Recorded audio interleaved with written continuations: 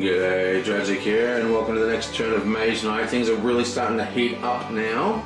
Should be getting awesome because, booyah, we're on the city tiles. That means the city's about to come out, the big, huge monsters are coming out, the big rewards are coming out, and it's time to get it on. So we're going to start straight away. Let's jump right into it. Oh wait, there's actually one correction. Only one this time. We're getting better, getting better. Scott will be proud. Scott would be proud. But basically, these guys don't reveal at night, okay? So he should be face down. The way it works is, I could have sworn that I read somewhere, as in I actually looked it up to check the rule before I did the turn, is that when you normally move, if you just move adjacent to something during the day, it'll flip up, right? But if you move adjacent at night, it won't flip up. But I was absolutely certain that if you finished your turn adjacent, actually ended your movement phase adjacent, then it would flip up, which is why I did it. But apparently that's wrong. And you might notice that this one didn't flip up last turn, and that was actually on purpose. Tuvok chose not to flip that up. Not that he had a choice in reality, but he chose it because he didn't want Novez going backwards if he thought he could beat it. You know, he wanted to keep it hidden. But so it's just by blind chance that that wasn't flipped as well. Anyway, I thought about redrawing this so it is hidden again, but at the same time I thought, you know, it's such a strong enemy, what's the point? So what I'm going to do, I'm going to roll a blessed die for, a blessed die is just 50-50, so I'm going to roll a blessed die to see if it gets redrawn. And it's an Elder sign, so I forgot to tell you which one it was going to be. Okay, so let's say Elder signs, it gets redrawn. Okay, boom, Elder sign. So we're going to redraw this. Okay, so let's just knocking things over. Anyway, we'll just quickly give it a bit of a shuffle. Draw from the center, yoink. Don't fall off. Okay, right. And we're putting it back. Nice. Anyway, so now it's the sorceress's turn and she has got to get out of dodge. Now she has arguably been making herself extremely powerful, but at the same time, I mean, she's losing the war, okay? She's got 5 movement anywhere on the map, so she can get to here, 1, 2, 3, 4, 5. She can actually attack this keep, she can go into the maze, 1, 2, 3, 4, 5, attack here, attack him. I mean, she's got so many choices right now. But whatever she does, she's got to move. She can't keep hanging there. She does have the wind card, which gives her the 5 movement, which is why she can move so freely. Okay, now if we look at the map, we're playing a column map, which is like 1 column, 2 column, 3 columns, 4 columns.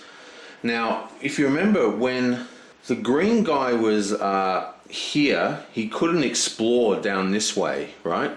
He had to explore into this tile because you needed to have core set tiles needed to be placed adjacent to 2 other tiles.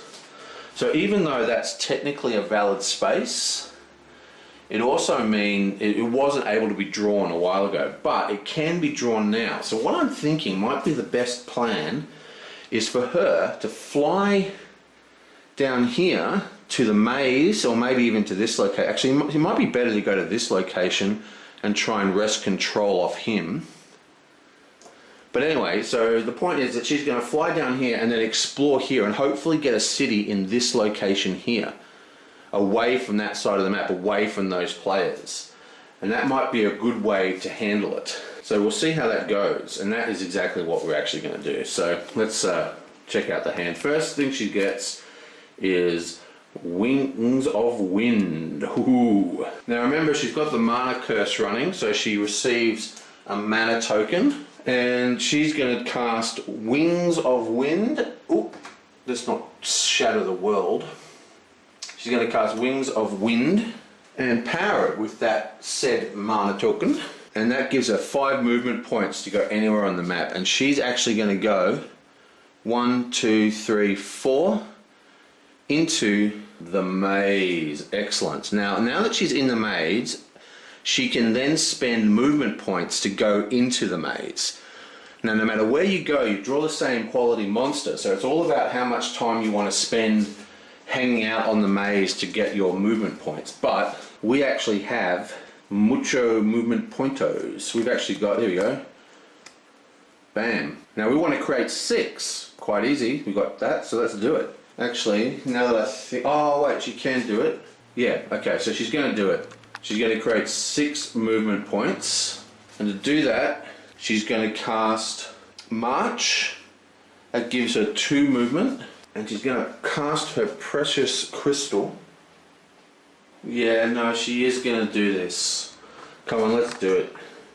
We're running out of time. Let's do it. Bam. I was thinking I would prefer to wait another turn. So we get 4 movement. We're paying with a white mana crystal. Now remember, because of this ability here, she can use white mana as green mana. So that gives her 4 points. Then she's playing the other move. That gives her another 2. That gives her 6.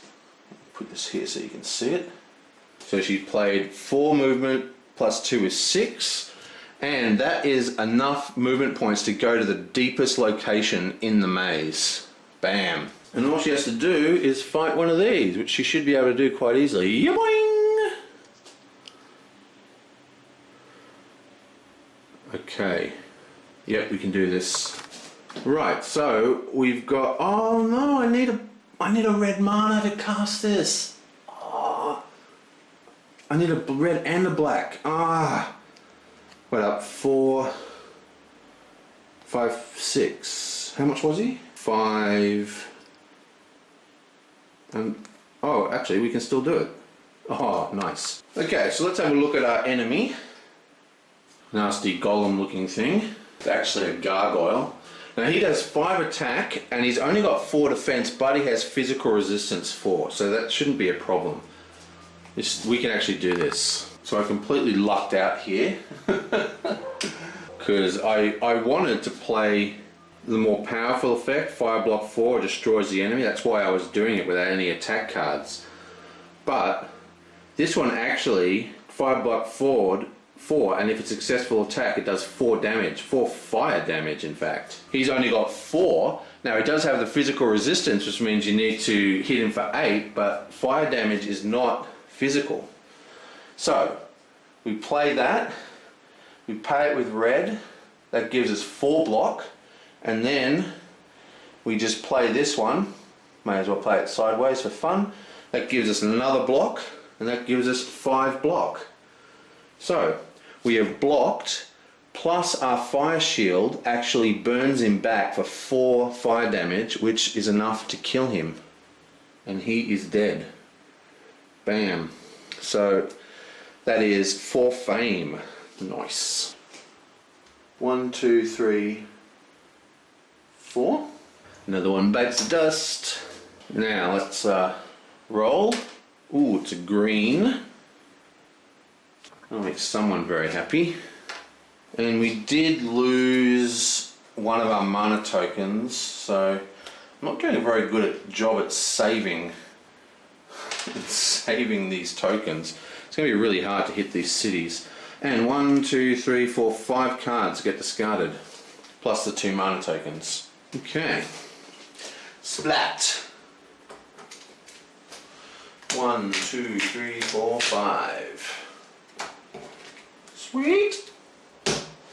Oh, actually, forgot to draw my frickin' bonus thing. The covered artifact deck. Whoa, so, and we get to draw 1 artifact, plus we get to draw +1, and then we get to choose which one we want. Now these are ridiculously powerful, these things, so let's have a look at what we got. We got Amulet of the Sun and Book of Wisdom. Now there's 2 effects here. One is a card effect that you just play, and the other one is a discard effect where you actually discard it from the game, so it sort of uses the artifact up. Amulet of the Sun. Gain a gold mana token. If played during the night, forests have their move cost reduced to 3. You can use gold mana and you reveal garrisons of nearby fortified sites and all ruins as if it were day. Interesting. So we just like click our fingers and we have a big ball of sunlight above us. And the other effect is you gain 3 gold mana tokens instead of 1. That's pretty strong. Book of Wisdom. Throw away an action card from your hand, gain an advanced action card from the advanced actions offer of the same color. Wow, that's amazing. Throw away an action card from your hand, gain a spell from the spell offer to your hand that is the same color as the action you threw away, and a crystal of that color to your inventory. Interesting. So we've got 2 pretty powerful things here. We have the Amulet of the Sun, which gives us a whole bunch of gold mana, and we have Book of Wisdom. Now, which is better, do you think? The Amulet of the Sun can give us 3 gold mana tokens, or 1 gold mana token. Now remember, a gold mana can be used as black by the witch to power spells at night, and there's 1 more night phase coming. Or, if it's during the day, we get 3 gold mana, which can power a whole bunch of things. So I think that might actually be the best. But then again, gaining advanced actions without actually making our hand bloat more, that seems extremely strong as well. Yeah, I think we're going to go with Book of Wisdom. We'll keep her, sorcerer vibe going. Sunball doesn't really seem like her style. Okay, so I'll just stick this at the bottom. And this goes into her hand, because we've already done the draw, but I screwed it up. 1, 2, 3, 4, 5, yeah, okay. Also, she gets to place her first marker on the board, and that covers up the 6th slot. So you can still go to 4 and 2 in that location. If you go to 4, you gain a spell, which she totally doesn't need, and if you go to 2, you gain crystals, which is actually might be good for her. But what she wanted to do now is come down here and explore, maybe even take over that keep on the way. Like come down here, take this keep, and then explore. That might be her next play. Okay, so it's Gold Dix's turn here, and he's not doing particularly well. Basically, he's on the monastery, but he's the worst fame. He hasn't fought anything. He's got no conquered lands. He's doing even worse than the sorcerer. But he is right next to a pretty cool area because he can explore. But what's he going to do if he explores? I mean, he's too weak to fight anything. He is on the monastery. He could buy this action. It costs him 6. That gives him... what does that give him? That gives him... Basically, it's a type of movement. It's a bit like the spell that the witch has. I think the first thing he's going to do is... That's not him, is it? He's got the healer, doesn't he? Okay. Okay, so I think the first thing he's going to do is he's going to do an explore. And he's going to explore... Oh, he's only got 1 movement, so he's got to explore with that. Now, this is one of those times where the rule about revealed information comes. Now, this is creating 2 movement, which is enough to explore. But if I reveal the tile, I can't then just decide to put a green mana on it to make it 4. At least that's the way I play it, because once revealed information is out, everything's locked in place. You have to pay the cost of the card as you play it. So I've got to decide whether I want to pay for it right now, in which case I have to use a mana. If I look at the mana, there is a green mana here and nothing else I can use to power any of these other spells anyway, so I think I may as well just do it. Bam. So I'm going to pay 4. So we've produced 4 movements so far, and out comes our first city tile. Yoink! And it's not a city. Okay, let's see how this goes. Where's the number? Number. There it is. Bam. So no city, but there is quite a lot of goodies on this. For starters, we have another mage tower, and it's protected by our first dragon. Ooh, snap. Oh, nasty. And it also has a labyrinth. So let's just check out this tile a little bit more detail. Basically, there's a lot going on this tile actually. This is a new type of rampaging enemy. It's kind of like the green tokens we've been fighting the whole time, except they're a lot harder. I mean, look at this guy. He's got 9 9 fire damage, and he's physically resistant to physical attacks, and he's fire resistant. So he's basically a flame dragon. Incredibly difficult to kill, very, very hard to block. But lots of fame, and you actually get reputation, double reputation for killing them. But look at this, it's got this huge big wall as well. Now, provoking enemies don't fight across walls, so we can actually safely walk down this passageway through the desert and we won't get attacked. Some mage is obviously, whoever lives in here is hardcore. He's got his own little pet dragon, he's walled off the whole area. There's a unpassable terrain here, and there's a freaking labyrinth, which is kind of like the maze we just did, except way better, like harder, because they produce dragon enemies, but they have much better rewards. And considering you get like an artifact from that other one, they're pretty amazing. So that's a really interesting tile. So even though that's a very scary looking tile, he can actually walk down through the pass here without getting any effort. And there's even a refugee camp there. Now, a refugee camp is kind of like a one-stop shop. You can buy anything you can buy from any location, you can buy in a refugee camp, except spells, I think. And, well, you know, so that's pretty cool. Now, we have 2 movement points left over from that. But we are also on the I don't know here. See, we are still in the monastery, so we could buy this. This creates movement points and also reduces movement points necessary. So even like, I think we're actually going to buy that, okay? Because even if we play this card and power it with a mana next turn, it's going to cost 3 to get into here, which is going to require us to draw another movement card, if we're lucky, and pay with a mana to do it. But we can buy the fancy move, and then we're guaranteed to draw it next turn, and all we need to do is pay a mana, and we can get there easily. We can probably even create enough movement to explore in that one turn. So that's what we're going to do. And we've got to create 6 reputation. Now remember, he is +1, and he gets another 2 from his skill. So he's already at 3 rep. He only needs another 3. That should be easy enough to produce, right? Okay, so we're going to produce 2 influence without doing a threaten. We know for a fact we're going to stop at the camp and try and buy fancy units next turn. So I say we just spend one of our rages to make that 3. So we're threatening, but we're not actually doing anything with the threaten, so we don't get an influence hit, and that creates 3 influence, and we've got the 3 influence already, so that's enough. By Song of Wind. I'm just going to read this out to you in case I don't think I've already done it. Song of Wind, move 2, awesome.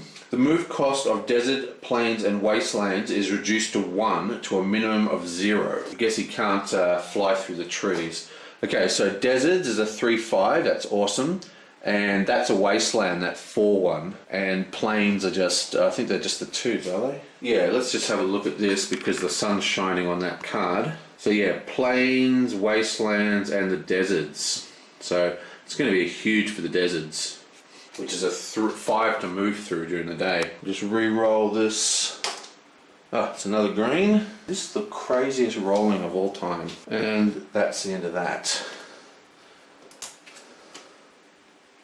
Okay, so that's 1, 2, 3 cards get discarded.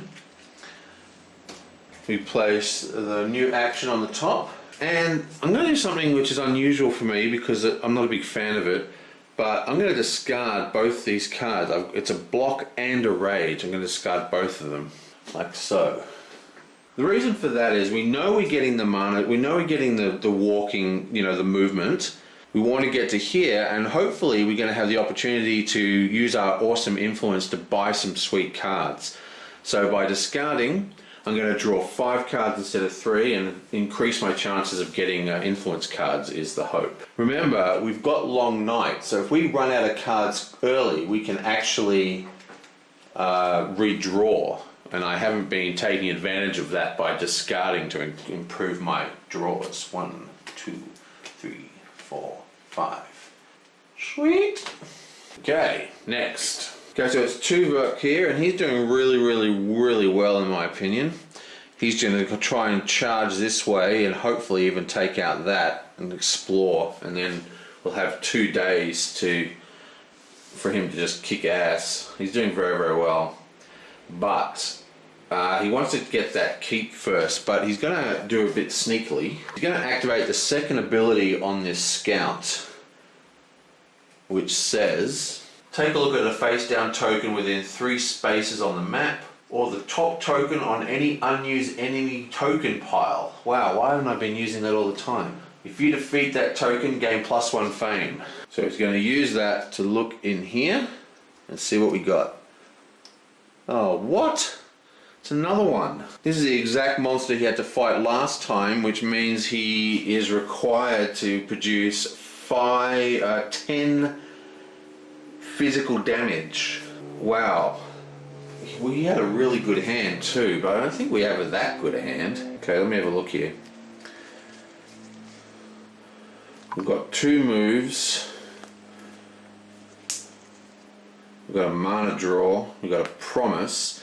We wanted to keep the promise so we could actually buy something while we're in there. Maybe we should buy something while we're in here and then move in. I think we can actually kill him. He only does 2 damage, which is pretty pitiful. And I believe you can't actually even wound activated units, so we can't even use him as a defender because he's activated. But I can produce movement +2 attack. That would be 4 attack, 4, 5, 6 attack, 6, 7, 8, 9, 10 attack. I need 4 more cards to make 10 attacks. So that's 4, 5, 6, 7, 8, 9, 10. That would leave me completely out of cards, but I would save my influence card. That would give me, this could give me 4 influence, and that's 0, so that's alright. So I'd end up -1, but at the moment I'm 0, so it would produce 4 influence. And 4 influence is not enough to buy anything. So this is an interesting choice I've got here. And it would require a use of the mana search spell to hopefully roll a red. Yeah, I'd need to roll a red die to get this to work. Okay, so this is a big decision. Basically, it breaks down like this. I can spend 4 influence with promise and then pump it with 2 other cards, like the 2 movements, say, and that'll give me... Wait, where's the other movement? There it is. Now let me zoom out. So I can play promise, take a wound, and then pump out 2 to make that 6 influence. That will allow me to buy either the crossbowman or the swordsman or the shock troops. If I pump it 1 more, I can even buy the guardian golem, and I can also get every single thing on here except the arcane familiars. Now some of these are extremely good. I particularly like the swordsman. They've got like a 6 block, even though they take a wound, it's still 6 block. And the shock troops are also extremely strong. But that will mean that my next turn I'm unable to kill the guy. I'll still be able to get there using this move, this ambush. So that would give me 2, 4, assuming I could pay for both, which I should be able to do because I do have 1 mana crystal, but I'd rather not use it. So for my next turn, unless I could produce 4, 5, 6, 7, 8. I can own. Oh, whoops, that's an attack, isn't it? 4, 5, 6, 7, 8, 9, and I'll be drawing 1 more card, 10. So technically, I can buy something here and then kill those guys in there. Especially because I'll also have an attack from here or maybe from here, depending on which one of these I buy. So I can get in there, which is the point, which is what I want to do, because basically if I can control this keep at the start of the new round, I'll be able to draw 3 extra cards for the start of the round, which is going to be huge because I'll own 3 keeps. So I think that is exactly what I'm going to do. Now, for all this to work as planned, we're going to require, it'll be required to have a red mana in the mana pool, at least, preferably a red and a green. Now, I could use the mana search to re-roll this dice, but I've been really reluctant to use mana search because it's severely retarding all my opponents, except for the witch, who isn't doing anything. Except, you know, she did just get an artifact. So, yeah. I think because we can do the purchase move without using mana search, we are not going to use mana search. So let's grab the white, and we're purchasing 4 influence plus another 2 influence to create 6. Now with those, if we pumped it, we could get this Guardian Golem, which would be pretty awesome because, as you're seeing, we're going to start revealing dragons quite a lot, and dragons are all elemental. So having someone who can block fire and block ice is going to be really, really good for us. But the problem is, if we do that, we will not be able, unless, assuming, I don't know what the next card's going to be, but unless the next card's something we can use, we will not be able to actually kill anybody. Because for us to kill the next person, we'll need every single card in our hand. We need to use the mana source to draw 2 dice, and we need a red die to power this, and we need a green die to power this. Now we can power the green die even if we don't have a green die because we've got the green crystal.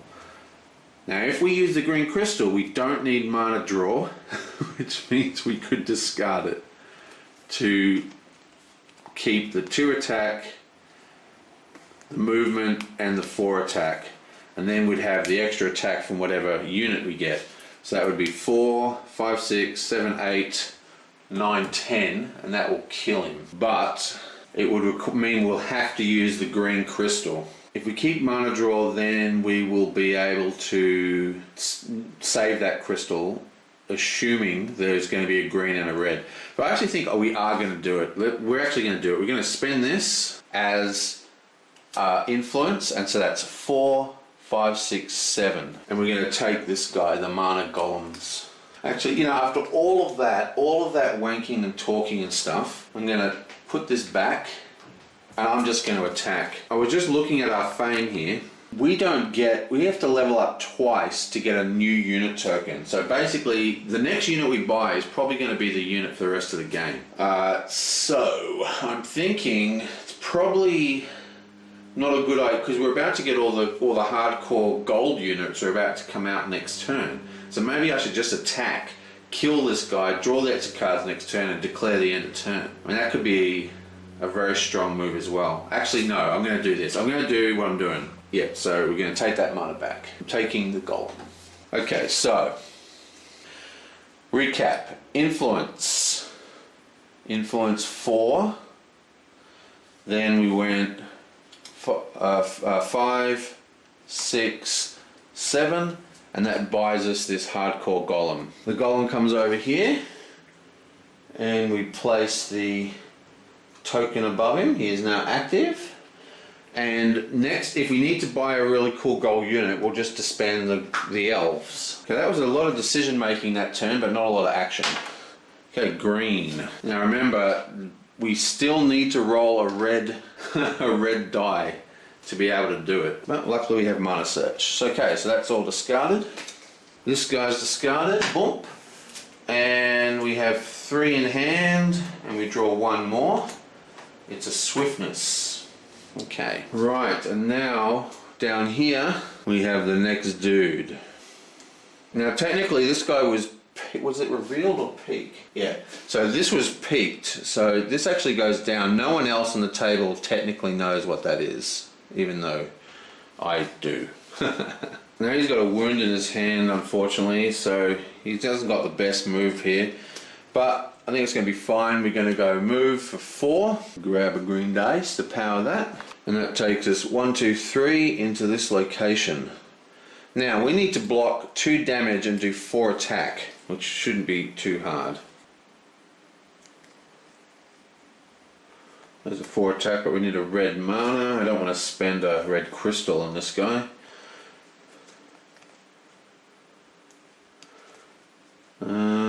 Okay. I think we're just going to call that end of turn. And he's on a crystal mine, so he gets a red crystal. Okay, so that's going to be the end of his turn. Now he's got 4 cards in hand, including the wound. 1, 2, 3, 4. So just going to put that there, and 5. Yonk. So swiftness, nice. Should we roll this green? Oh, it's a black. Look at that source. That's really good. Now see how not using that mana search has completely, absolutely destroyed the mana for all the other players. Got to be something better I could have done with his turn. Oh well, doesn't matter, too late now. Okay, so we're coming to the end of the day. Definitely probably ending in a couple of turns, maybe 2 more turns and it's going to be over. Tuvok's doing very, very good, and this chick's pretty powerful as well. I think she's going to steal this one off him, so his whole plan's a little bit flawed, but whatever. Okay, I'll catch you guys next time.